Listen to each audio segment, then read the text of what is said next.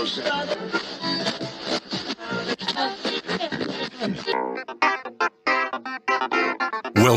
to the John Freakin' Muir Pod. Lace up those boots and sling on the pack for a romp through trails, short and long.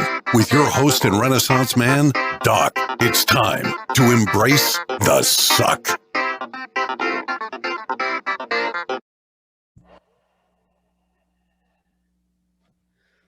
Welcome back to another week on the trail. I'm Doc, and this is the John Freakin' Muir Pod.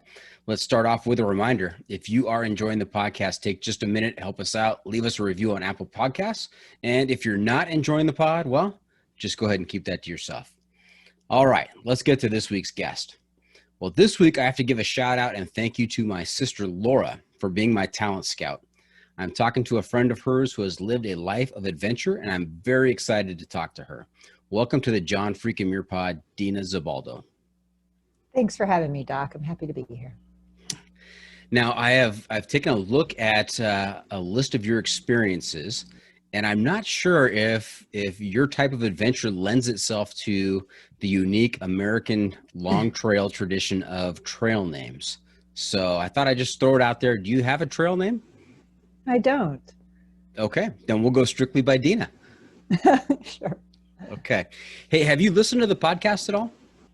I listened to a couple episodes after you invited me to do this. Okay, so you know that we have a regular segment called the Pro Tip Insight of the Week, and that is towards the end of the episode. I'm going to turn to you, and I'm going to say, Deana, what is your pro tip? What piece of wisdom can you share with our listeners to make their next outdoor adventure even better? So don't be surprised. Okay, I'll be ready. Okay, very good. Hey, another feature we've been doing this season is the Must Bring Gear Review, sponsored by the outstanding ultralight backpacking gear company Outdoor Vitals. Here's how it works. If we were to let a stranger pack your bag with pretty much generic gear for a multi-day hike, what is the one specific piece of gear you would insist on being packed? And if you've got a particular brand for that specific piece of gear, even better. So Deana, what's your must-bring piece of gear? And this might even give us some insight, a little taste of what your adventures kind of center around. Oh, well, it would have to be like a negative 25-degree sleeping bag. I run really cold. I sleep real cold. But more than a brand, I would say women's specific gear. If somebody else were going to pack my bag, I find that having women's specific gear, from jackets to pack to sleeping bag, makes a huge difference. Okay. And negative 25 degrees, that's quite the item. It's like an expedition weight bag. Yeah. A lot of what I did over the years was guide trips to Everest Base Camp, and we're sleeping on the glacier up there on the ice, and sleeping on ice is cold. Okay. So we're going to hear all about the Himalayas and your experience there. But before we get to that, let's talk a little bit about your background, kind of where you grew up. What kinds of sports and hobbies were you engaged in as a child? And how did the outdoor adventure cult rope you in? Sure. I grew up in Florida. That's where all future Himalayan guides grow up, is in Florida. Right. It's one of the great ironies of life that I've ended up where I am, because I also didn't really grow up doing any of this kind of outdoor adventure stuff. Yeah, that was all something that came later in life. So I joined the Peace Corps when I was 28, and that was my first real experience of mountains. I was sent to Nepal, and I lived there for over 2 years. Okay. And now growing up, did you have brothers, sisters? I have a younger brother. And did parents take you out on any kind of outdoor camping trips or expeditions or day hikes even? No, none of that actually. So, I did a little bit of hiking in college, and after college I lived in Louisiana and started canoeing and day hiking, and I had never been backpacking. I had maybe been car camping once when I joined the Peace Corps, and ended up in a remote village in the mountains. Okay. And so tell us about your introductory steps into outdoor adventure. I know you say that you've had some solo road trips and maybe some experiences with Mount Tam and Point Reyes. Yeah, that's all been recently during COVID, especially. Oh, okay. Got it. Yeah, originally, I mean, I moved to a village where there was no road. So I flew into a grass airstrip on a small plane and hiked about 2 hours up the ridge and lived up there for 2 years. And while I was there, hiked all over that area as well as did some of the major treks in Nepal and absolutely loved it. Loved the culture, loved the people, loved the geography. I had a really great postmate who took me on a lot of hikes. You're asking about introduction to things. I can remember hiking down a steep trail to a large river that was low at that time of year. We were going to have to cross it. And he had picked up a stick and started whittling all of the branches off of it. And I asked what it was for. And he said it was to cross the river. I said, well, I want one of those. He said, this one is for you. So he was really supportive in kind of getting me going there on a couple of treks and hikes. And yeah, and I don't know, I just took to it naturally. Okay, and how does a Florida girl get involved in the Peace Corps? What was the inspiration there? And was it a radical culture shift to go from Florida to Nepal? Well, I always say my first cross-cultural experience was moving to Louisiana, because that was quite a difference. But yeah, it was a big culture shift, of course, to move to that part of the world. Travel in general, I think, opens our eyes to other ways of being and to see ourselves more clearly. But especially in that part of the world, the cultures and habits and food and everything is so foreign that it was probably a bigger adjustment than some other places you could be. And how did you get involved in the Peace Corps? Yeah, I had looked at it when I first got out of graduate school, and it was a 2-year commitment. I wasn't quite ready for that at the time, but 3 years later, that was as long as I had committed to being in this job in Louisiana. And I looked at it again and was totally ready to do it. I filled out the application in an hour and sent it in, and they let me in. What was the notification process like? How long did you have to wait to find out? I don't quite remember the timing of all of it, but they tried to send me to Mongolia, and Mongolia wouldn't have me because I was not a certified teacher, and they were nominating me in an education program. And at that point, I was pretty sure nobody would ever hire me for anything because I had been rejected by Mongolia, and it was some kind of a new low. Yeah, if you get rejected by Mongolia, let me tell you. Yeah. So, but actually, Mongolia has really high educational standards. So that was a surprise. But being a former communist country, they actually have like 99% literacy. So they were only taking certified teachers. And that was just as well, because I mentioned, I don't really love the cold. I get pretty cold at night. And Mongolia is one of the coldest places on the planet. So they invited me to serve in Nepal, which at that time was a pretty coveted posting. And I felt very lucky to be able to go there. And so they sent me a packet describing people's assignments and what life was like there. And I can remember reading about somebody who was stationed, not far from an airstrip in the mountains, days walk from the road. And I just thought it was absolutely crazy. And of course, that's right where I ended up and loved it. Now you say Mongolia is known for being pretty darn cold. I think I would say the same about Nepal. Well, Nepal actually runs from sea level to the highest mountains in the world. And so it depends what altitude you're at, but down on the Gangetic Plain on the border with India, it can be really hot. There's lowland jungle, there's tigers. So you get all different kinds of environments depending on the altitude that you're at. And did the Peace Corps provide tiger training before they sent you over there? No, they were much more concerned with teaching me how to prick my finger and test for malaria and send in a variety of samples. Gave me a bunch of shots. Nice. And what were your excuse me, what were your responsibilities in Nepal as part of the Peace Corps? Sure. So I was stationed in a district headquarters in a remote area, and there was a branch of the National University that was there. And all across Nepal, there are campuses like that where the central university administers the exams, and then they have teachers in those areas. So people are getting varying qualities of education based on how good the local teaching community is. And so I went out to partner with a local teacher and to teach English at the high school and college level, and to train teachers that were high school level teachers in other villages nearby. And then while I was there, he and I worked really well together, and we started a nonprofit that was focused on poverty alleviation. And so I did a lot of that work, as well as wrote some grants with him to build new classrooms for the campus and library. Okay, that's something we have in common. Not the poverty alleviation so much as we both were high school English teachers. Oh, yeah? Where did you teach English, Doc? I taught at Grant High School in Van Nuys for a while, and now I work as I was an assistant principal and a principal in Santa Clarita, and now I'm a district administrator in Santa Clarita. Yeah. So you've had plenty of time in the classroom. You know what that's like. Yes. Oh, yes. I firmly believe that spending so much time with kids keeps you young. Certainly, and also a good balance to then going out and having some peace and quiet in the wilderness.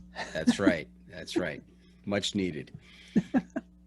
And so as a high school English teacher in Nepal, I mean, what were classroom conditions like? How many kids did you have in a class? Yeah. What kinds of, what were the standards that you covered? Or maybe even the literature that you covered? Oh, wow. Yeah. I had anywhere from 20 to 150 kids in a classroom, depending on what it was. So the required English classes at 10th and 11th grade were very large. And then students who were majoring in English and a little bit higher grades were much smaller. Mm-hmm. And the curriculum was kind of crazy. Basically, anything that had been translated into English counted as English literature. So we read John Donne and Chekhov, and just literature from around the world, which was a lot for people to absorb just in terms of the cultural references and context and things like that. And there were widely varying abilities in English from, kids who couldn't really even read to kids who understood the content of more complex literature. They were all in the same classroom. Mm-hmm. And how did you, this is quickly devolving into an education episode, but how did you differentiate with all those different ability levels in your classroom? That's sounds pretty tough. Yeah, it was hard, and I didn't speak Nepali very well when I first got there. I relied a lot on my counterpart teacher in the larger classes and I taught grammar classes, and so that was much easier than teaching literature, of course. And I like grammar and math as well, things that have structure to them. And so I did some of that. And then in the upper level classes, we did all kinds of things. We did role play, like acting out, screenplay type plays. Mm-hmm. And oh gosh, I don't even remember, all different kinds of activities, which was very foreign to have any kind of classroom activity. Anything where the teacher wasn't standing there lecturing at the students was very novel. So I relied a lot on that, and I, like I said, taught really well with my counterpart teacher. He was awesome, and we forged a really great relationship. So we're still friends today. I was going to ask if you still kept in touch. Yeah, so the nonprofit that we started is still running, and I have a small nonprofit here that's basically grant making to support that nonprofit and one other in Nepal. And so we raise money here to support programs there with people that I've known for more than 20 years now. And yeah, those programs continue. What's the name of the nonprofit, and how can our listeners get involved if they so choose? Sure. So our organization here is Changing Lives Nepal. And you can find us at changinglivesnepal.org. And we'd love a donation of any amount to support the projects there. We're all volunteer here in the US. So all of the donations go directly to Nepal and to the projects. We work in sustainable organic agriculture. So we're growing coffee at the moment and macadamia nuts. And we also have a children's home and do some education work. Okay. And what were the dates of your work in the Peace Corps in Nepal? 99 to 01. 99 to 01. The full year 01 or just part of the year? I actually left Nepal on September 11th. Okay. And that's a fateful day in American history. It was, and we were, half a day ahead. I left Nepal in the morning going to Tibet. I had just completed for 28 months in Nepal. So we had 3 months of training at the beginning. You were asking what Peace Corps does to prepare us. There was a whole training curriculum, actually. And then I had 2 years of service, and then I stayed another month to work. And so I was going to travel in Tibet and got on a bus and went overland. And of course, with the time difference, we were out ahead of the US. And so maybe 4 or 5 days later, we passed a vehicle of tourists that was coming the other direction in Tibet. And we were stopped in the same place and talking to them. And they said something big had happened in the US. But I didn't really know. They didn't know any details. They said some planes hit some buildings. And I was in remote China and also behind a news firewall.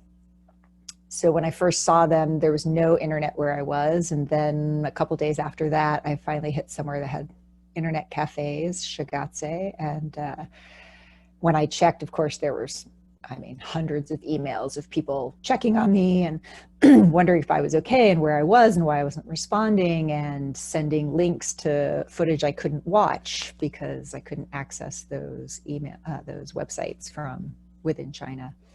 And yeah, so I was there for a lot of the initial response to that tragedy. And it felt really safe to be there. I mean, there was not going to be any place better than heavily watched and guarded Western area of Chinese territory. Yeah, and so I was there for about a month.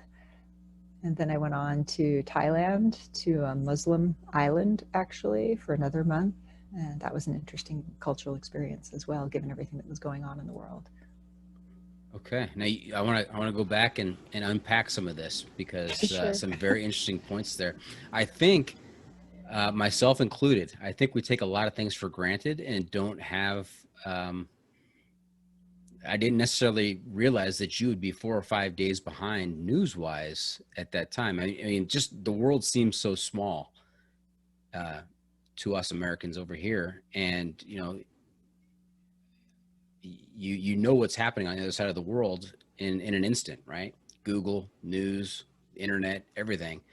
And so it just kind of struck me a bit that you were over there and 5 days behind, basically, before you knew exactly what had happened in New York on September 11th. And so that kind of puts things into perspective a little bit. Yeah, especially nowadays that we all have constant access, mostly wherever we go. Mm-hmm. But even at that time, I mean, we were both far beyond the reach of any cell towers. People didn't really have cell phones. I certainly didn't have one. That had all just hit in the US during the time that I was in the Peace Corps. So when I got here again, everybody was very disturbed. I didn't have a cell phone and couldn't tell them when I'd be 10 minutes late for things. But at the time, traveling, I mean, you just were present where you were, still try to be that way. And yeah, and you'd roll into a town with an internet cafe eventually and check some emails, see what was going on in the world, and then keep going. That was back when you had to like download photos off your SD card onto something else. I know some of our younger listeners are listening in right now and saying to themselves, that sounds like another century. Mm-hmm. It was another century, actually. Yeah. Well, no, I guess that was 2001. Almost. So Almost. Yeah. Almost. And then this concept of a news firewall, living in a free country and, having news all around us, probably too much news sometimes, but having a news firewall and not having access to, international news. I mean, what was that like? Mm-hmm.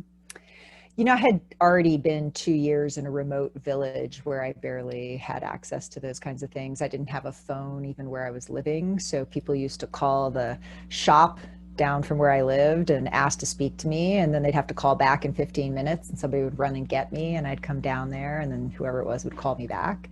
So I was used to a very low level of connectivity and it wasn't a big adjustment at that time. But certainly, I mean, for people who are living within that, there's a burden, of not being able to access what is going on in the world, but also not being able to share the reality of what is happening to them in the world. And you've probably seen images come out of Tibet over the years that were not intended to be shared, certainly not by the Chinese government, right? And that's so the control goes both ways, what's coming in as well as what's going out.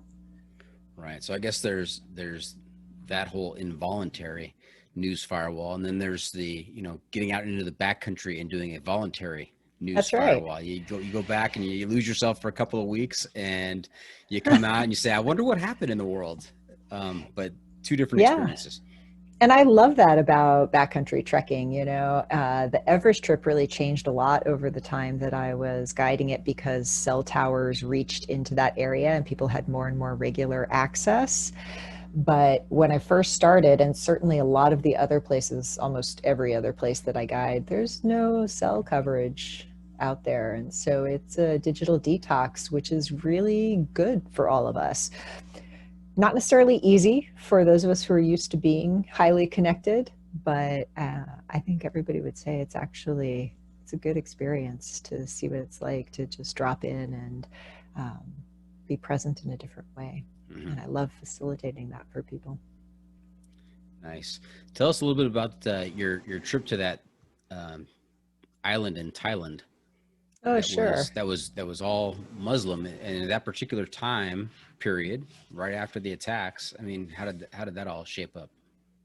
Yeah, that was Koh Lanta, and it's predominantly Muslim, although not entirely. And of course, the sects or set of tenets that people follow in Southeast Asia is slightly different from Shia and Sunni Muslims. But people were really welcoming and supportive of me as an individual, while still, having some problems with American government policy. And that seems fair enough, because I have some problems with American government policy and always have, and all of us do. We don't agree with every single thing our government does. And we go other parts of the world and appreciate the people there, even if we don't like the politics. There's tremendous corruption in Nepal, and that is hard to deal with when I'm there and to see the impact of. And at the same time, the Nepali people are just amazing. And Thai people are super friendly and great. And I had a really good rapport with the people in the resort where I was staying. There were very few people traveling at that time. Mm-hmm. Yeah, that's nice to hear, the difference of the macro and the micro. I think we're all in the same position that, there are stances by countries around the world that we may not agree with, but if we're interacting with a person from that country, we treat them at face value and treat them on an individual level. And so I'm glad to hear that was your experience over there. Mm-hmm. Yeah, it was. Very much so. And so what was the biggest adjustment you had to make? What was the biggest cultural adjustment you had to make going from Florida or Louisiana to Nepal? Yeah, that's a good question. I think it might be the lack of privacy and the tendency to be watched in everything that I did. I mean, when I was first there for 3 months of training, I was living with a family and didn't speak much Nepali at all. By then, of course, they were teaching us, and I could say things like, "What is your favorite fruit?" or which way to wherever I was trying to go, but I couldn't understand any of the responses. So people were talking about me and to me all the time in ways that I couldn't understand initially. And they would just sit there and watch what I ate, how I ate it, how much of it I ate, how many grains of rice I dropped while I ate with my hand. They would laugh at the technique that I used for, eating rice with my hand. And I got much better at that. I do that very naturally now. But, when I started, when I was sick, so I got a fever when I was living with this family during training, and then everybody comes to visit. So I'm lying in bed with 103-degree fever and mosquito netting over me, and it's monsoon, it's hot, it's sticky, it's uncomfortable. And half the village came by to see how I was doing. They'd sit next to the bed, they'd talk with each other, they'd look at me, they'd talk about how maybe I was going to die. Very, matter-of-factly. Wow. Yeah. And the idea that you would want to be alone when you were suffering was very foreign, and ideas of privacy in general, like that I would like to like sit around in the place where I lived in my village, that I would like to sit around and read at night by myself, was also kind of a strange thing. Sounds almost like you were on display. A little bit. I think life in a fishbowl is not an uncommon experience for Peace Corps volunteers around the world. It depends a little bit on the culture, but also a lot of cultures are just much more communal. People aren't used to living in isolation the way that we do. They live in Nepal, traditionally, they live in large joined families. And so there's people around, and it's not an intrusion to know what somebody is doing or watch there or sit there while sometimes people would like come over and want to sit there and watch me read. If I was like sitting outside or something, they just check me out for a little while.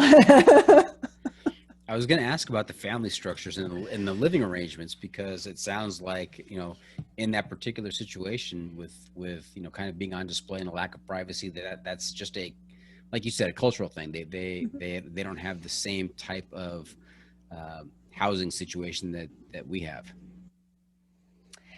Not the same kind of housing situation. Also, they have a tendency to just kind of remark on whatever is or is true. So the housing situation, like I said, people traditionally lived in joined families where daughters left the home to become part of their husband's family. Boys brought a wife into the family. The oldest boy would get married first, and his wife would start to care for the parents and the family. And then as the younger brothers got married, the oldest brother's wife would have more responsibility in the house, and the younger wives would start to take the lower level jobs. And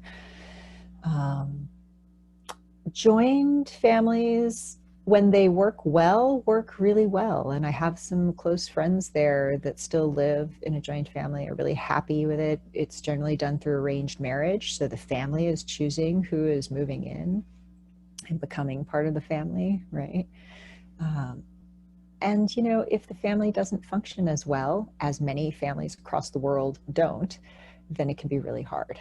And there's definitely a tendency these days for more people to want to live on their own. Mm-hmm. So not only multi-generational in the same house, but also multiple families at the same generational level in the same house. Yeah. I can't imagine living with my brother-in-law. That would drive me nuts. Sorry, brother-in-law, but well, you wouldn't, because your sister would have gone to live with him. Yes, I'm not actually referring to Laura. I'm actually referring to my wife's side of the family. So I'm pretty sure he doesn't listen. So we're okay. Wow. And in terms of the type of house, I mean, how big are the houses there to incorporate these multi-generational, multiple levels of the same generation?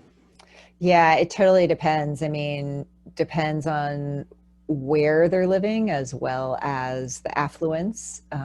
There are mud huts, there are stone huts, there are concrete buildings, and smaller or larger depending on what you can afford, but not uncommon to have a family of 8 or 9 in a small, like 1 or 2 room space. And that's why everybody is in everybody else's business. Oh, that happens no matter what in a village.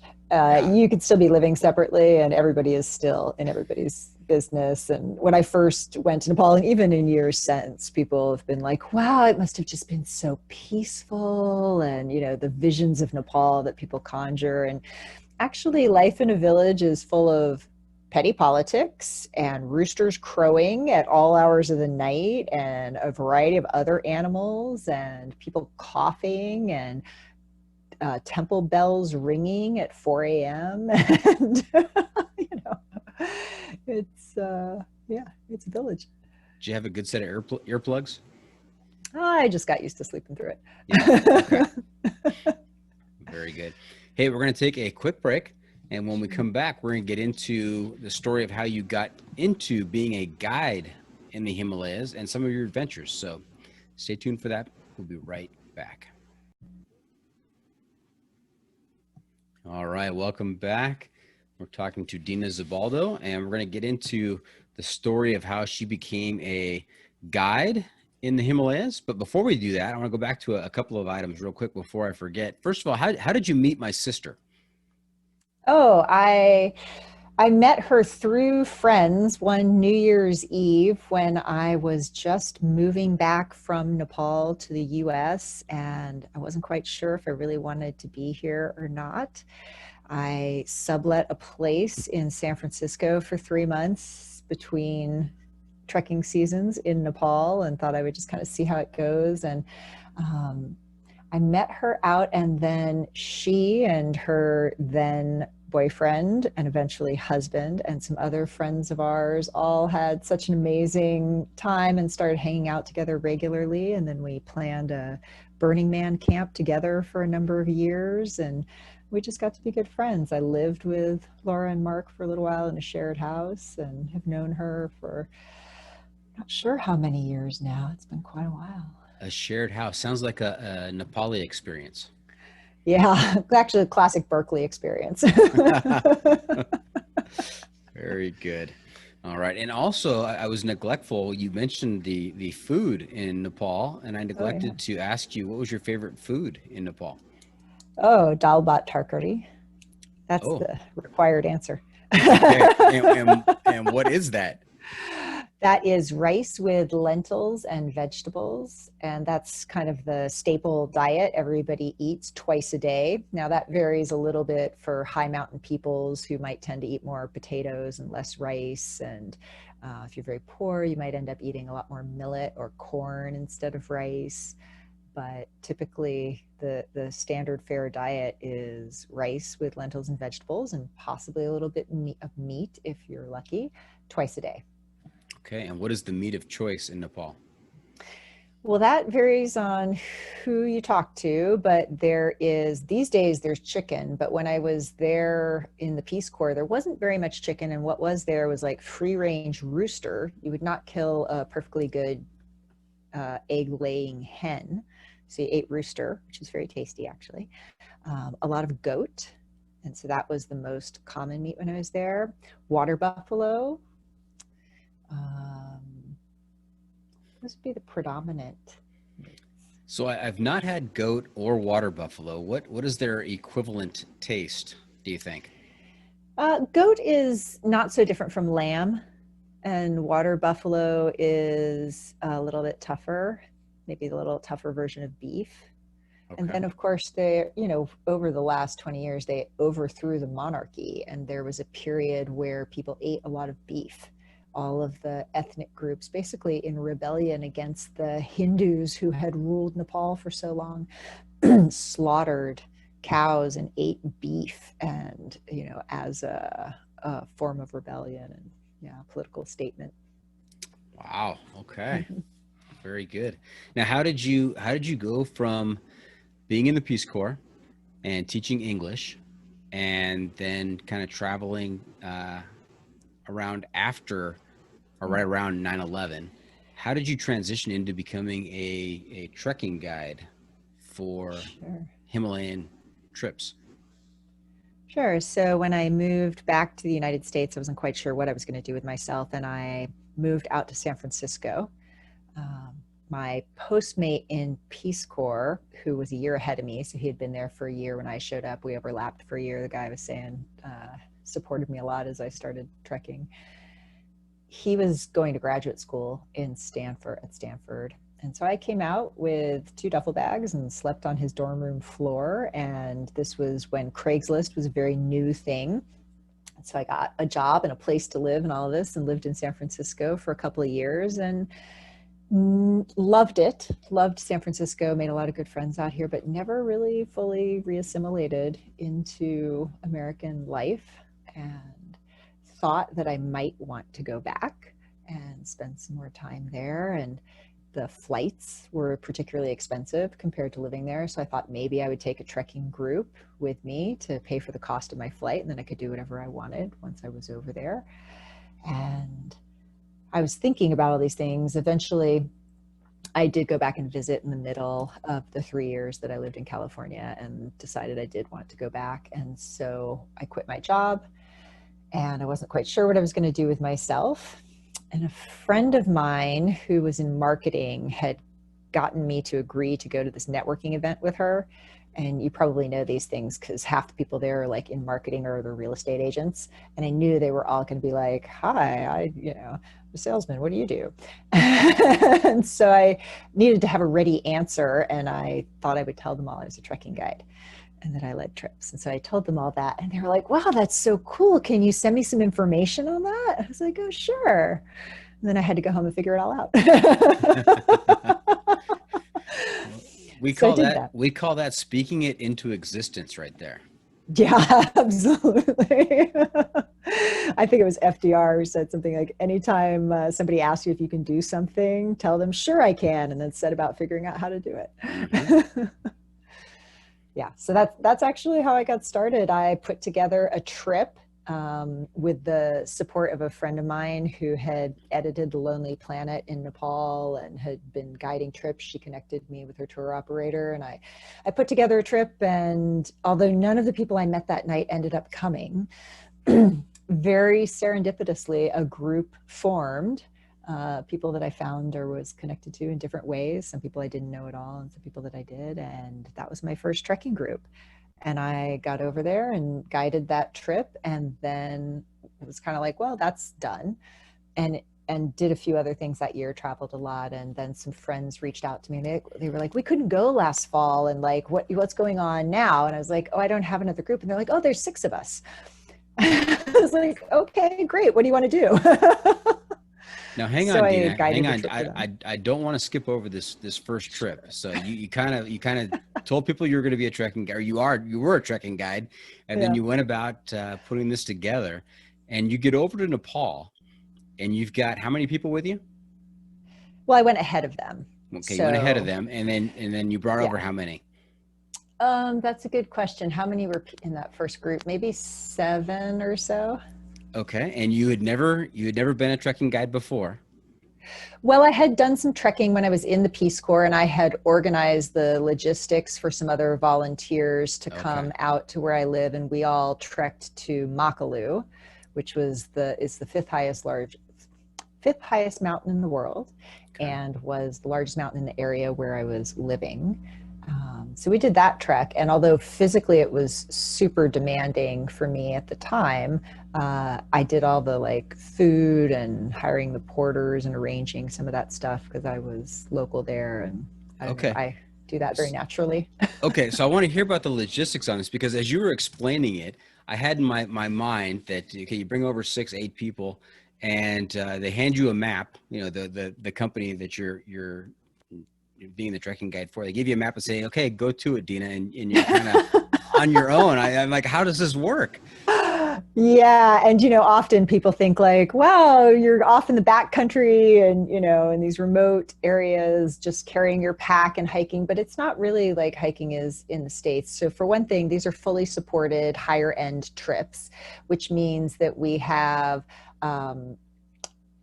a kitchen that travels with us generally, although I think not on that trip. On that trip, there were lodges, but for a lot of the trips that I do, there's a kitchen with a cook and people to help, and there are pack animals or porters or combination of the two. And then also just having lived in Nepal for so long, I didn't really want to ever put somebody out of employment because that's a big issue. So we always brought a local guide. Even when I first started, I would bring a local guide that I would partner with. And I can't quite remember on that first trip who that was, but then I ended up with somebody that I worked with for many years while I was there and forged a close relationship with. And he didn't speak very much English at the beginning, so it was really good for both of us because it was harder for him to run a large group, only speaking mostly Nepali. And over the years, his English got better and he started taking more responsibility for the groups. And that felt really good because, I don't have a lot of ego in it. Like I'm happy to have him brief the group and start doing some of those things, doing medical checks, trained him to do that over the years. And Now, what was the name of the trekking company that you were working for at that time? I had my own, so that was my own company. So I put Oh, the trip together myself. The first 3 or 4 trips I put together myself under Parahamsa, which is my business.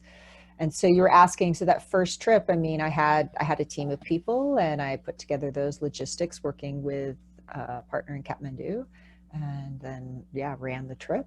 And so when when people show up, I'm taking them out, touring them in Kathmandu, taking them to see different things in the city and arranging a lot of special experiences for them. So for one thing, you never start a journey without a blessing.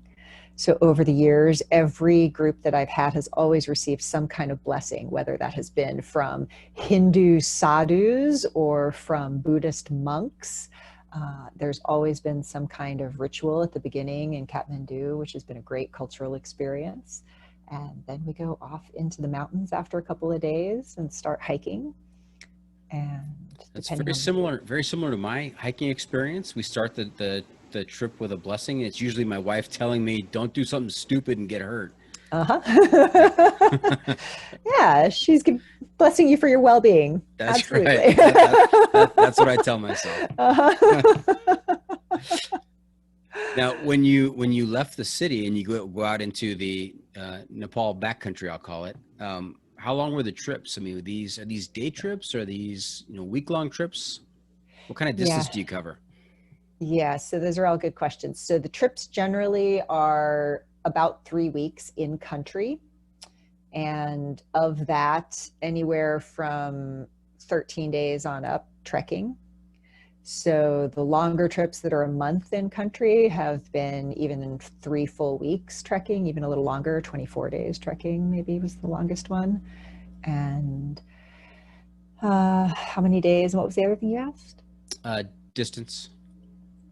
Distance, everybody always asks that, but really in Nepal, we're concerned with altitude and incline. So you can only go so many meters in a day, which is about 300 meters up, 1,000 feet. And then you should stop in order to acclimatize. And that's after about 10,000 feet, right? So once you hit 10,000 feet, you want to start going at a more measured and controlled acclimatization. That is a great point. I had totally disregarded that up until this very moment. What is the altitude of Kathmandu? 5,000 and something feet. Wow, Yeah, that is not what I it's about as expected. high as Denver. That's what I was gonna say. Yeah. You imagine Kathmandu, and I'm thinking it's 12,000, 13,000 feet already. Oh no. Yeah, so it's a valley, which was part of why the Kathmandu Valley was such an important place in the Himalayas, because trading came through there from the lowland areas up over the foothills and into this large, not so high area. And you could bring animals from lowland areas up there, and then yaks and yak trading caravans would come down from high mountains to not all the way to Kathmandu, but like in the Everest region, they come down to Namche, which is at 11,000 feet or so. And so that's kind of where the peoples meet. Okay. But Kathmandu also, yeah, large flat area with good fertile fields, and it just made it a natural. It's the only, if you look at a topographic map of the Himalayas, it's the only place of its kind that's like that. And the mountains around it start to get quite high very quickly. Yes, they do. And so I know how many trips have you guided over the years? Just a ballpark estimate. I don't know, 30, maybe a little more. Okay. And I imagine from those 30 those 30 treks, multi-day, multi-week treks, you probably have a number of stories of things that have occurred. But before we get to that, because I want to hear about that, but before we Sure. get to that, if my wife were to tell me, don't do something stupid and get hurt, and I leave and I fly into Kathmandu, how long does it take me, or how do I get from Kathmandu to Everest Base Camp? What does that whole experience look like? Sure. So you're going to arrive in Kathmandu. We're going to spend 2 to 3 days acclimatizing, getting used to the culture, getting oriented for the trip, getting ready, gear check, all of that kind of stuff. And then we're going to fly from Kathmandu into Lukla. The first time I flew into Lukla, it was still the old, shorter airstrip without much pavement, and man, you were like circling in the air and then on the ground. It was pretty crazy. And even these days, it's an adventure for people just to land in Lukla. The airstrip is on an angle. And so it's stall aircraft that typically landed there, especially early on. And now since then they've paved and widened the airstrip, and it's a lot more comfortable, and people still find it to be very exhilarating, but it's not quite as wild as it once was. And so we land in Lukla, and then we gather all our gear and meet our staff and load up the animals and hike. Not too far that day because we can never quite tell when the flights are going to go. The weather's really unpredictable, and in Nepal, as long as the flight goes that day, it's considered to be on time.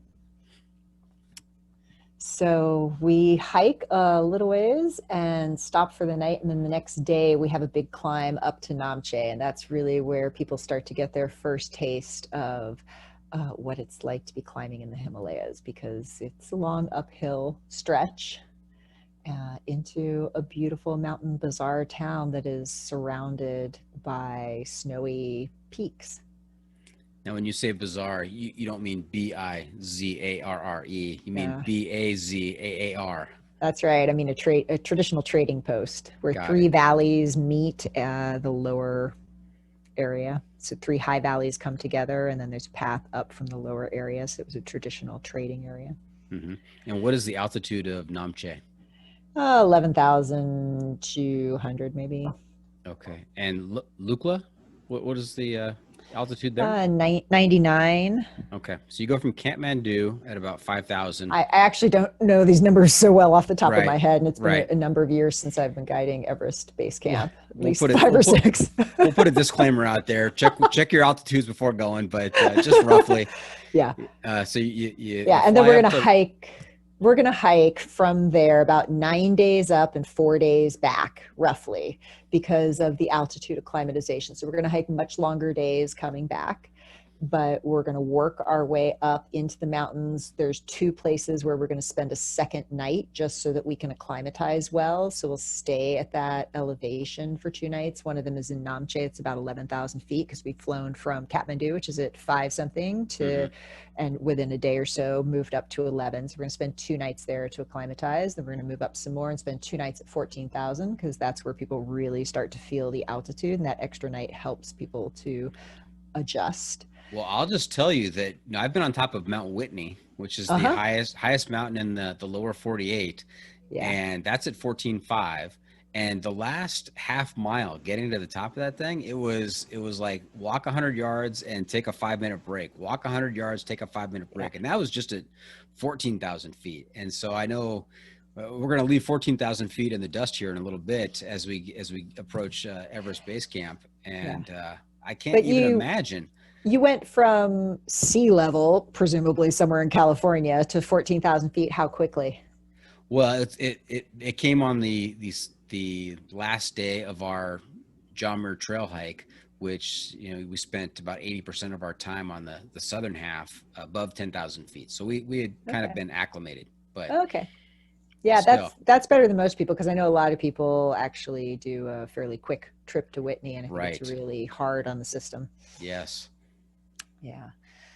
And altitude is like that. The first day or two when you've made a big jump, it's a real struggle. And then if you stay there a couple of days, you start to produce a lot more red blood cells and feel better and hike better. And by the time you've been there for a while, you hike around no problem. Mm-hmm. And bodies, they're amazing. Yes. Yep. For sure. For sure. You never underestimate them. That's right. It's incredible what the body can do. They're awesome right up until they're a liability. And what percentage of the folks that you worked with there or guided, ended up with altitude sickness? You mean clients? Clients, yes. Presumably. Yeah. What percentage? That's a good question. I don't know that I could give you a number about that. I mean, everybody feels the altitude. Everybody experiences that almost everybody will have a headache of some kind unless they're taking something like Diamox prophylactically. But if they wait to take it until they show symptoms, they're going to have a headache. They're going to have some loss of appetite. They're going to have all those initial symptoms for sure, some sleep disruption. People have had much more serious altitude complications over the years, and that is not a very high percentage because I tend to monitor them carefully going up, especially. So I do daily medical checks with all of them, which is not that common, surprisingly, but take their O2 twice a day and check in with them every evening about how they're feeling, any symptoms that they're having. Because the other thing is people have a lot of GI complications and even other respiratory complications in Nepal, especially on that trek. And so monitoring all of that pretty carefully, because if you start to have GI problems, your system is taxed, then you're more susceptible to altitude problems. I mean, it's all cycling together in some ways, whole system. Right. Yep. And so the 14,000 feet, you say there 2 nights. That is not, is that base camp or is that below base camp still? No, that's Dingboche. So, which is the highest. I love that name, Dingboche. Yeah, that's the highest village, like highest permanent settlement in that region. And so, yeah, so then from there, we start really going up around the corner to Le Boucher at 16,000. And that's a tough day because we gain a lot of altitude and there's really nowhere to stay in between. And then from there, we go to Gorek Shep, which is the highest set of lodges on the trip. It's at the edge of the glacier. And then from there, we hike up Kalapatar, which is the classic viewpoint of Everest. And that's at 18,450. And that's a struggle, you know, people like we've hiked from 16 already and then go up that. And so it's tough. It's steep at the end. And then the next day we usually go out to base camp. And so most of these base camp trips I was guiding for a company that's based in Seattle called Mountain Madness.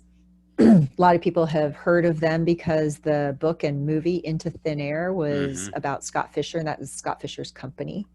These days it's owned and run by Mark Gunlickson. They're a bunch of great guys. And so I guided for them for many years and still do. So then I still do some freelance trips that are my own company. Okay. And what is the altitude of base camp? Well, it depends where you are in the glacier, but roughly 17,700 feet, 800 feet. And so because I guided for Mountain Madness, they used to put up summit teams. So we actually used to spend the night with the climbing teams out there and would sleep on the glacier at base camp, which most trekking companies don't do. And that was a really cool experience to be, to just be out on the glacier all night. You can hear it crack and pop. You can hear the avalanches. You can see the climbing teams leave early in the morning and the headlamps moving up through the Khumbu icefall. And they just look like ants in relation to the massive amounts of ice that is there. So base camp is actually lower than Kalapatar. That's right. So Gorek Shep, from Gorek Shep, you hike up Kalapatar, which is the viewpoint, and then back down. That's just a rocky peak. Got it. Then you hike out along the glacier and out onto the glacier and then further up the glacier. And what kinds of temperatures are we talking about there? Well, very pleasant in the daytime often. And, you know, we're also going in prime trekking season, so much more comfortable. But at night, I mean, well below freezing, you know. Yeah. That's where that negative 25-degree sleeping bag comes in handy. Yeah, and sleeping on the glacier. So you're sleeping on ice. So it just sucks the heat out of you all night long. It's, And I run cold anyway when I sleep. But it's pretty cold sleeping on ice like that. Hey, Deana, are you familiar with Eric Larson? I know his name. Is he the polar explorer? Yes, so he is a polar explorer. He's the only human to have been at the North Pole, the South Pole, and the top of Everest in one calendar year.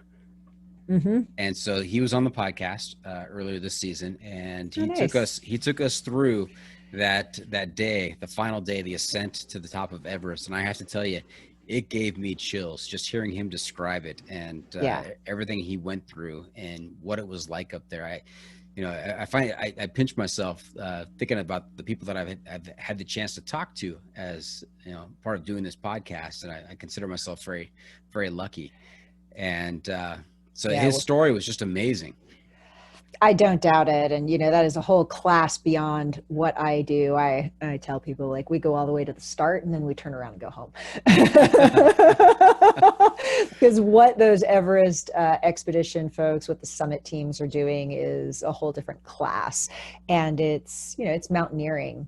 Whereas what we're doing is hiking through fairly extreme environments, but moving every day and hiking and a lot of cultural connection. And what those summit teams are doing is climbing over ice and rock and really digging way deep down inside of themselves to conquer the highest mountains in the world. And it's a totally different thing. Yes. And have you read Into Thin Air? Yeah. Yeah. Many years ago. Yeah, I read that before I talked to Eric Larson, just to get a sense of things before I talk to him. And man, it sounds crazy. I mean, you've got to have this fire inside of you to get to the top of that mountain. You sure do. But, a lot of things sound crazy until you do them. And I thought it was going to be totally crazy, like living in the Himalayas where there was no road and teaching. And then, it just became normal. And I think that if what you do is spend your life in the mountains climbing, and it seems totally reasonable. But yes, I think people do have a passion for it.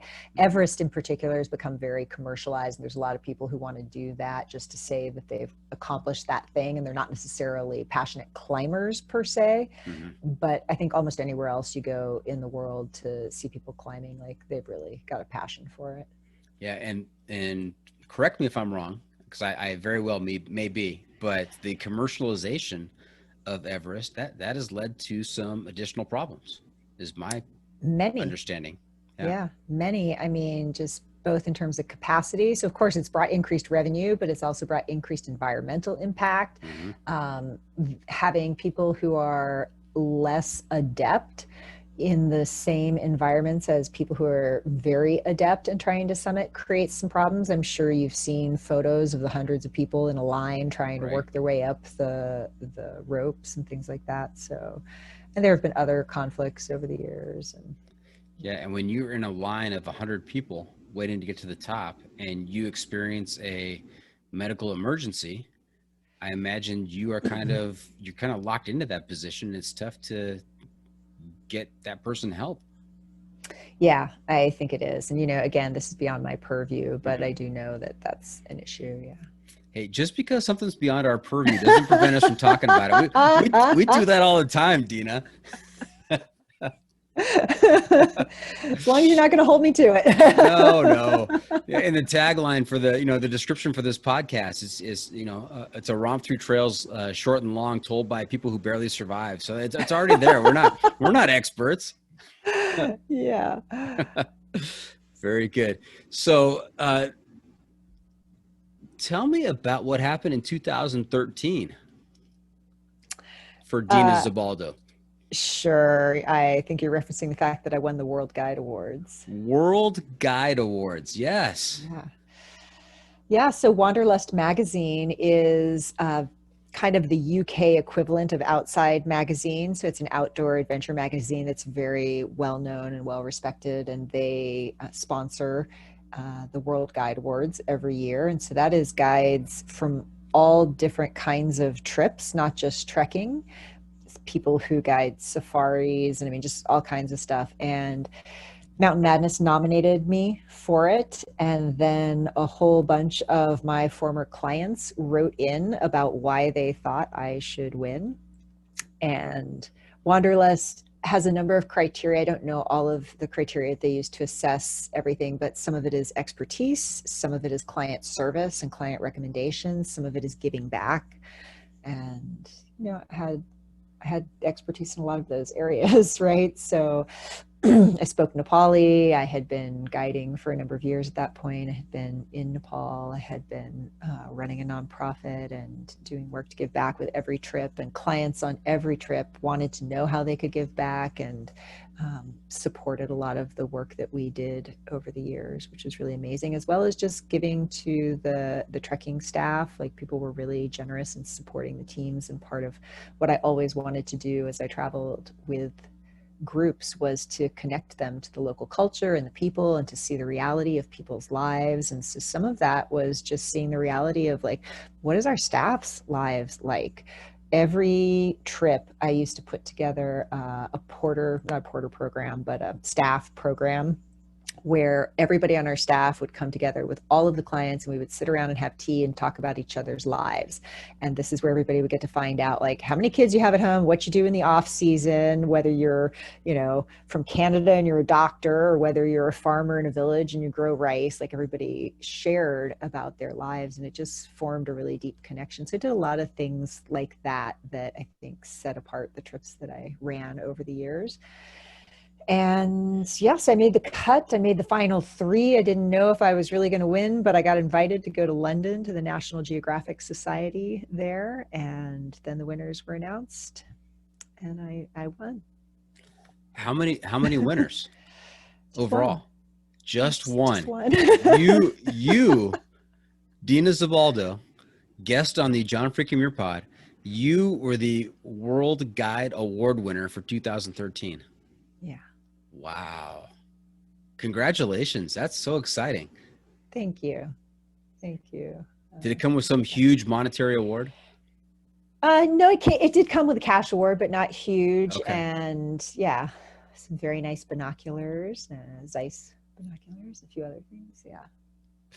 Very But good. Sounds like it was just the validation and recognition was really great, and the support from my clients over the years. I heard through the grapevine when I was there that a lot of people wrote in on my behalf, which was really sweet. And there are people competing for this who guide dozens of trips in a year, back to back to back to back, or like full-time guides, and have thousands of clients over the years. And I've never really done that. I guide a couple of trips a year, and granted, they're longer. These are not week-long trips. They're 3 or 4 week trips. But I think a very high percentage of people who have traveled with me really appreciated the experiences that they had and wrote in. And that was really powerful for me to just see how many people were moved by the experience, because I have watched people over the years be completely transformed by their experiences. And yeah, it changes people, and I'm sure you know this from being on the trail. It changes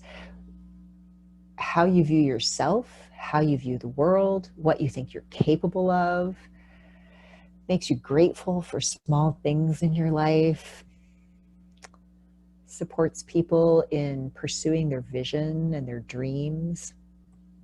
And people have gone home from these trips and quit their job, broken up with their girlfriend, moved to a different town, changed careers. Somebody on my very first trip joined the Peace Corps. People have done all kinds of things. And even people who haven't had those kind of major life shifts, they've just been touched by their experiences in Nepal. A lot of people still say that that trip has stayed with them, for 10, 15 years, and is one of the best trips they ever took, because the people in Nepal are amazing. I do a lot to support cultural connection between people. The mountains are phenomenal. And the rigor of being out on the trail for that long and being in a place that's so foreign is a really powerful experience. Yeah, it's a common theme that comes up on the podcast, is the transformative power of the trail, and how people enter the start of a trail in one particular state of mind or existence, and when they're finished, they're different people. Yeah, absolutely. And around that time also, I had done some pretty unusual trips. I designed a trip that we brought a Buddhist monk along with us for the trek, and went to the Hidden Valley of Happiness, which is a sacred Buddhist valley. And we trekked all through there. But the experience of trekking with a monk, both of like seeing how he approaches life on a day-to-day basis, as well as the entree that it gave us into villages and communities and monasteries, was a really powerful experience for people. And I had also guided some unusual routes in Bhutan, the old king's route where he used to walk through the country to check on the status of his kingdom and his people. Yeah, so we followed some lesser used routes and went places that, hadn't seen a trekking group in 2 years, and they had seen one at that point. And, Right. and even in recent years, Eastern Bhutan has opened up. We've hiked out there and been brought the first trekking group to Omba and Ombane in Eastern Bhutan, and whole community came out to meet us. They brought us hot chilies, dried chili peppers as a gift for us to take home with us. We had sacks of chili peppers that we left with, and we sat around and had a whole program with them, again, learning about their lives, showing them photos of people's families and houses on their phones, like just talking to them, and being escorted by them to the next village. Like, done some amazing things over the years. It's been fun. Definitely sounds amazing. Sounds like you have made an impact not only on your clients and your staff, but also on the country itself. Hopefully more good than negative. Yeah. I'm sure it's been more good. Okay. Hey, we're going to take another quick break. When we come back, I want to talk to you about when things don't go as planned. Any stories of that sort. That's always very interesting to me and entertaining. So stay tuned for that. We'll be right back. Sure. And welcome back. Again, we're talking to Deana Zabaldo, the World Guide Award winner for the year 2013. And I just want to say that if an award has the word world in it and there's only one winner, I'm saying that's pretty significant. So congratulations again, Deana. Thank you. I appreciate that. It was meaningful for me, but there's actually a lot of amazing guides out there that, doing good work in the world. I feel very honored to just be able to have had the life that I have. Did you have a whole speech prepared? Did you have to get up on stage and do like an Academy Award type acceptance? I did have to accept the award and thank people. I did not have a speech prepared. I didn't really think I was going to win, but yeah. What's more terrifying, realizing that you have to give a speech on stage or guiding a 4-week trek into the Himalayas? Speech, definitely. Yes, I agree. All right. Hey, when we left from the last segment, I had kind of teased that we would talk about when things don't go as planned. That's a common occurrence on the trail, and any trail. And so I imagine that as a guide in the Himalayas, taking your clients out for 3-4 weeks at a time at this altitude, there might be some examples of when things don't go as planned. Do you have any stories for us? Oh, I probably have a few tucked away. Okay. Yeah, I mean, in the developing world, also things never go as planned. So you combine that with trail life, and you get a recipe for the unpredictable. And that takes a lot of different forms. So before COVID, I had gone to Bhutan to lead a segment of the Snowman Trek, which is famous for being one of the world's hardest treks, by which we mean one of the hardest established routes. There are harder places to hike for sure, but it's pretty intense. It's up and down over a series of passes in the high backcountry. And we got up to the first really high pass and found that it was snowed in still, because Bhutan had had an unexpected snowstorm across India and Bhutan, unexpected cyclone that had dumped a whole bunch of new snow in the pass. And it was a pretty remote area. So even if we were able to cut through there, we were then going to be going up and down, trying to cross 5 more passes to get out, and all of them were likely to be snowed in. So I decided that was not our best plan at that time, and we also had a team member who was sick and needed to be evacuated. And so for a few reasons, we didn't push through that pass, and we turned around. And so then from there, everything had to change. The route, the army permits, the hotel reservations at the end of the trip. I mean, just everything along the way was suddenly um, up for grabs. So we took a different route, and we had a lot of really amazing experiences. We took a route where it was less remote, but still high back country. So it's kind of the first part of the snowman trek, which is a month long. So we had come up in the middle of it. We were supposed to turn right. We turned left instead and circled back around towards Paro. And, you know, it rained every single day of that trip, which is not easy for people. And although in Bhutan, it's not uncommon that it rains at least a couple of days of any given trip, any time of year, it was raining every single day. And that was not part of the plan either, because we were supposed to be way up high in the alpine territory where it doesn't precipitate as much. So yeah, we did all kinds of things though. Like one day we were sheltering from the rain and it was lunchtime and there's nowhere to shelter and we were coming through a village. And so I hit up the primary school head sir for space for us to eat lunch. And then while we were eating, maybe, I don't know, 80 children filed in, all in their school uniforms and lined up very neatly for their school lunch and carried their plates and got served their lunches and sat down in order from like the tallest to the smallest on mats on the floor and started eating their lunch. And did you launch into old habits and start teaching them Chekhov? No, I launched into other old habits. So when they were all done, the head sir was very gracious to us. And so he had them sing a song. And so then, you know, my habits are that then I rally everybody in the group to sing a song back.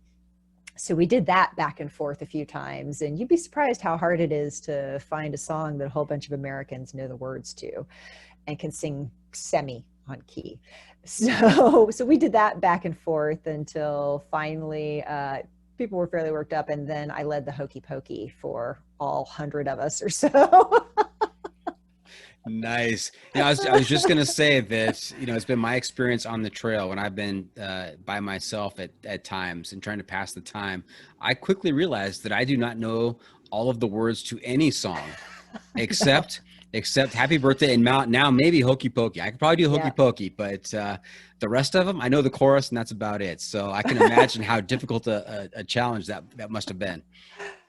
Yes, and you know, I'm pretty reserved and quiet. I'm an introvert by nature, and I don't do any of this stuff in the States, but I feel like I have a responsibility when I am leading groups to facilitate some of this stuff. So that was a great time. And we also, because we were hiking down lower, saw the most amazing array of flowers. I mean, we probably saw 30 different kinds of rhododendrons and different orchids and different, I mean, there were just all these things. So there's a lot, you know, when things don't go as planned in terms of the itinerary and the route, that things become very serendipitous. But more often what people are interested in about when things don't go as planned is what happens when somebody gets really sick.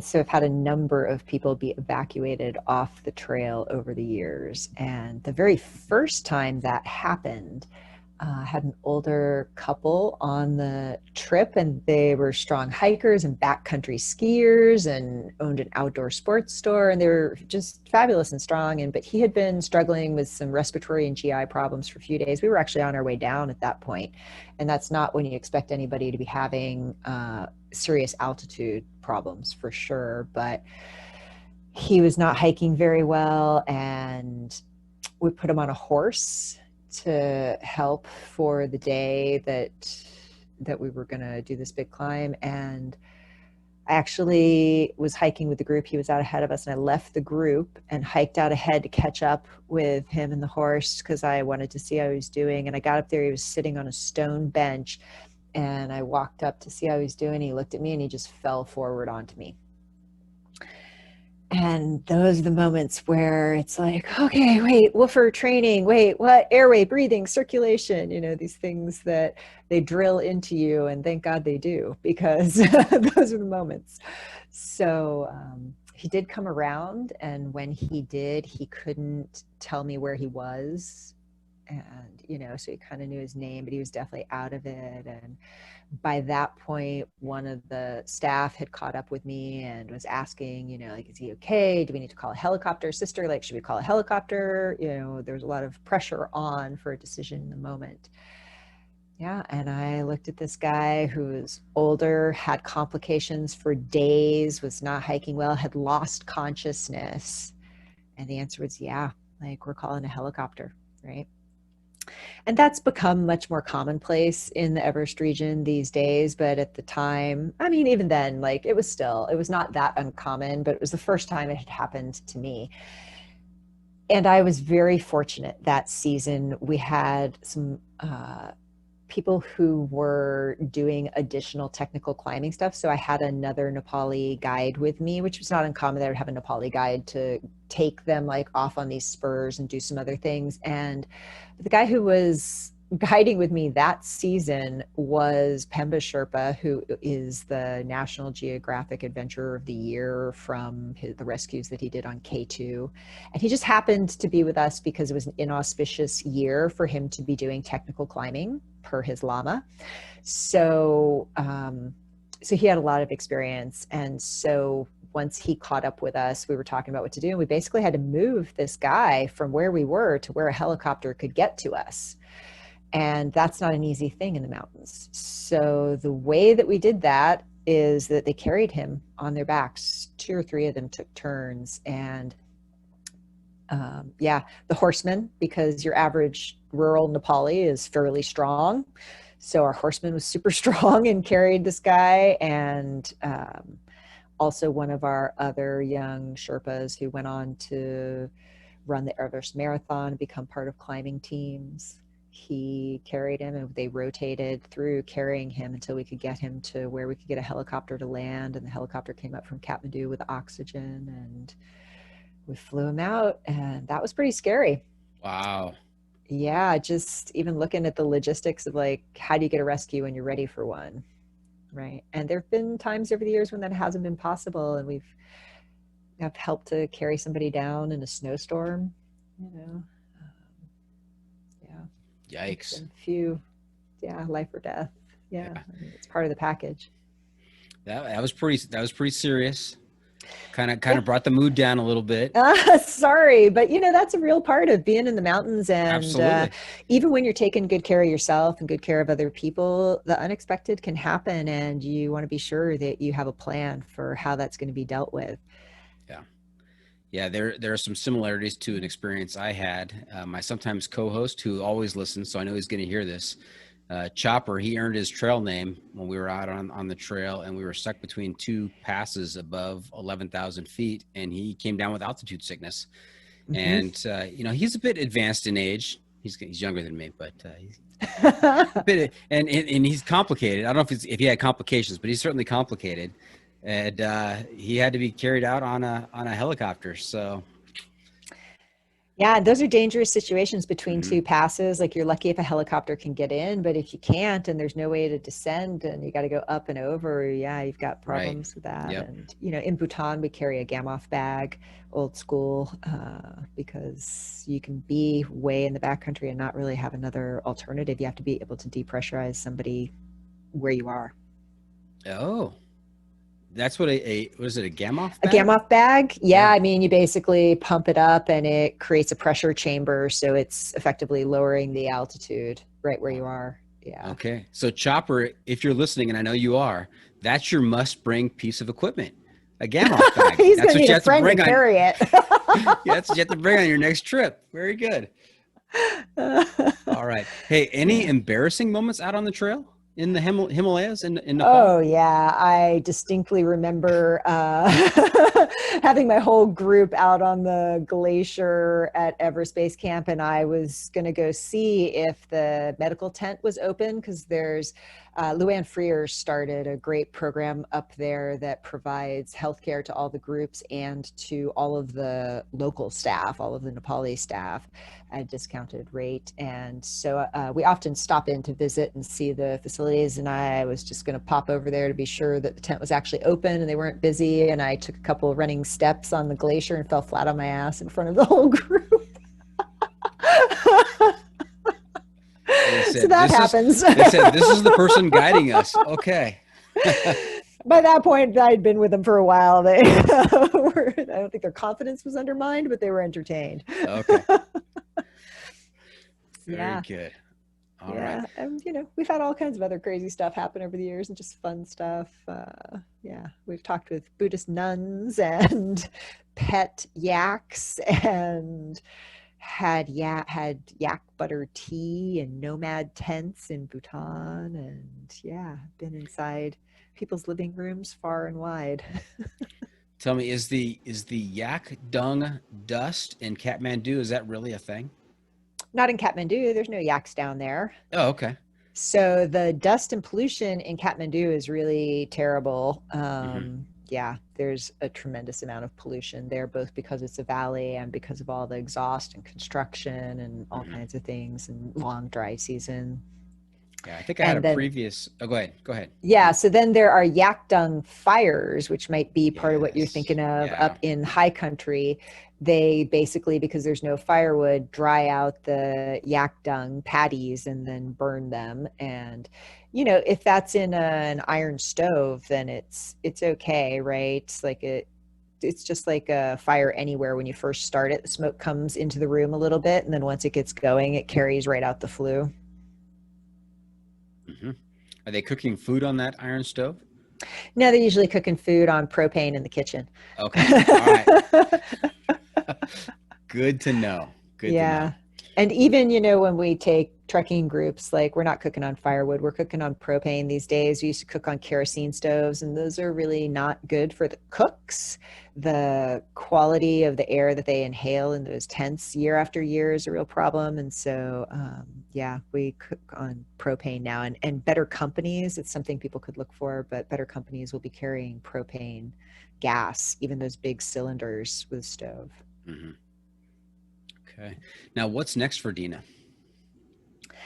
Oh gosh, well, that depends on COVID, but it does seem like we are returning to all sorts of forms of normalcy now, and hopefully that includes adventure travel as well.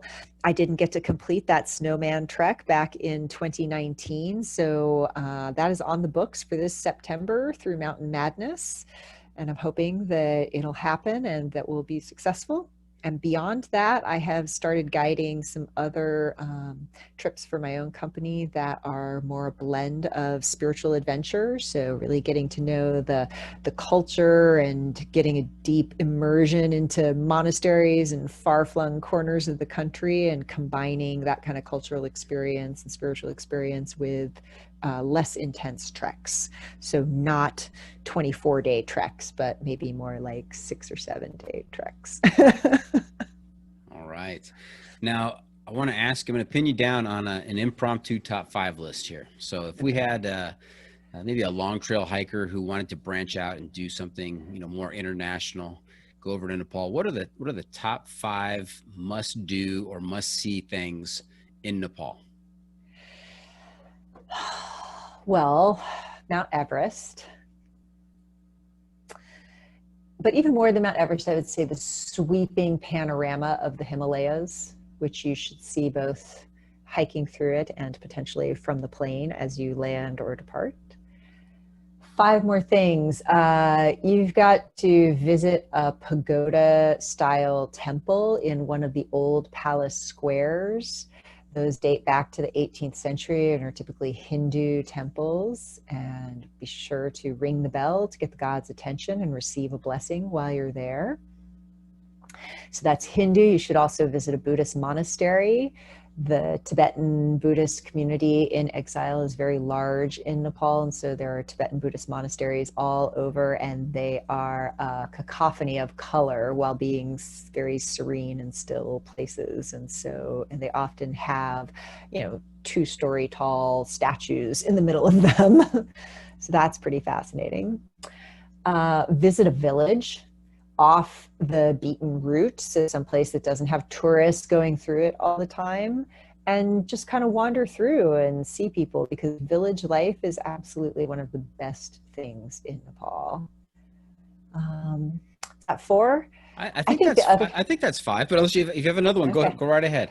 You should eat Newari food. Newari people were the indigenous artisans of the Kathmandu Valley, and they built structures and completed statues all throughout the Himalayan region. And they have awesome food that's very different from the traditional Nepali rice and vegetables. And they eat both a lot of parts of the animal that we don't eat in other parts of the world, but they also just have great beaten rice and bamboo shoot gravy and delicious preparation meat curries and all kinds of things. Well, you had me at gravy. Yeah. Hey, Deana, you know where we are? Where are we? We are at that time of the episode where I ask you for your pro tip insight of the week. What bit of wisdom can you share with our listeners to make their next outdoor adventure even better? Pack your sense of humor. Yeah, I think, there's a lot of talk about gear and everything else, but really in the end, wherever you are in the world, it's about how you show up. And so be kind and bring a sense of humor, be flexible. If you can do that, everything else will work out. Or it won't, but something will happen, And at least you'll be able to laugh about it. Yeah, and kind of take it with ease and grace, because nothing is ever always going to go as planned. That is for sure. Yeah. Excellent pro tip. So there you have it. That's it. This bonus episode for season 2 is in the books. Hope our listeners enjoyed our time with Deana. I want to thank her for joining us this week. Deana, how can our listeners keep up with you on social media, and where can they find updates on your latest adventures? Well, I confess I'm very sporadic on my digital life, but you can find me on Instagram _livewhatyoulove, or you can look me up, Deana Zabaldo. And I do post to Instagram when I'm traveling in far-flung places. And you can also find one very outdated website at parahamsa.com, PARAHAMSA.com, for updated itineraries, trips, what's happening next. And you could also just come with me to Bhutan this fall if you're ready to travel. Book a trip. There you go. Yep. All right. Remember to check out the pod on social media as well. We're on Facebook, YouTube, Instagram, and Twitter. And if you have comments or clips you want to share, you can send it to me at johnfreakinmuir@gmail.com. Deana, I'm also looking to you to give a recommendation for a book, a movie, a documentary, a website, or a YouTube channel that will keep our listeners connected to outdoor adventures. We're calling this our adventure media recommendation. What do you have for us? Maiden. Have you seen Maiden? It is a movie. It's a documentary of the first all-women sailing team to sail around the world as part of the Whitbread Challenge. And it's got original footage from the 70s interspersed with interviews with those women today. And it's a pretty fabulous story. So that's great. Where can we watch that? Is that on Netflix? I can't answer that question for you. Okay, maybe. It's been a little while since I've seen it. Okay. I don't remember which channel. That's really good. I really liked the biography of Gertrude Bell. I mean, since we're on the theme of women. So Gertrude Bell was a contemporary of Lawrence of Arabia and was actually in the Middle East slightly ahead of him, and advised the British government eventually as Iraq and the Middle East states were formed. But before that, she was out exploring in the desert and traveling with fine china and crystal, and knew all of the Arab leaders and which ones were more important and who she gave bigger guns to and who she should give smaller guns to, because she always brought gifts as she traveled. And she was well versed in different languages and local politics, and was one of the original female explorers. So you can check that out. Nice. And I don't know about you, Deana, but I always pack fine china and crystal in my backpack when I'm out on the trail. Yeah, it's because all the sheiks respected her as being very wealthy, and, like it was a sign of status and prestige. Not because she needed it, but because it was how she gained their respect in a world full of men. All right. That and the guns. And that's Gertrude Bell. Yes. Okay. All right. And before we wrap things up, I've also got another segment called What Have I Not Asked You That You're Dying to Tell Me About? What did I miss? Did I miss anything? You didn't ask me about seeing the snow leopard. Oh, let's hear about it. Yeah, not last year, time is blur right now, 2019, when I was on that trip, that didn't quite go as planned, but we were coming into lunch and our staff were ahead of us and kind of turned the corner. And I think they spooked the leopard in the spot where we were going to have lunch, because it came over the top of a ridge and ran 20 feet in front of me and all the way down the side of the ridge and across the little creek and up the other side. And all of that was exposed. We were above the tree line. And so we just, all the people that were kind of at the front of the group, we all saw it run down and up the other side. It was just amazing for an animal you don't see very often. It's the first one I've ever seen. And it's not uncommon that they're down hunting the baby yaks at that time of year. But yeah, that was pretty phenomenal. Yeah, I understand that's a rare occurrence. You don't see snow leopards. They are well camouflaged. Yes, although you do see them in Bhutan at that time of year. It's not that uncommon there. And Bhutan in general is really well preserved environmentally and culturally. And part of why I really love traveling there is because there's so much wildlife, and we see wildlife on every trip. That's pretty surprising. But yeah, that was a special moment. It'll stay with me my whole life. Very good. I'm so glad I asked you. What didn't I ask you? So, all right. That's a wrap from the John Freakin' Muir studio. Any shout outs to friends and family, Deana? Oh my gosh, to all of the staff here in the US and abroad, especially in Nepal and Bhutan, who make all these trips possible. Deeply grateful to them. And yeah. Okay. Thank you for tuning in. Always remember, the trail is the trail. It doesn't care if you want to go downhill. It doesn't care if it's almost dark and you're looking for a campsite. It doesn't even care if your llama has told you it's not your year for technical climbing. The trail is the trail. Embrace the suck.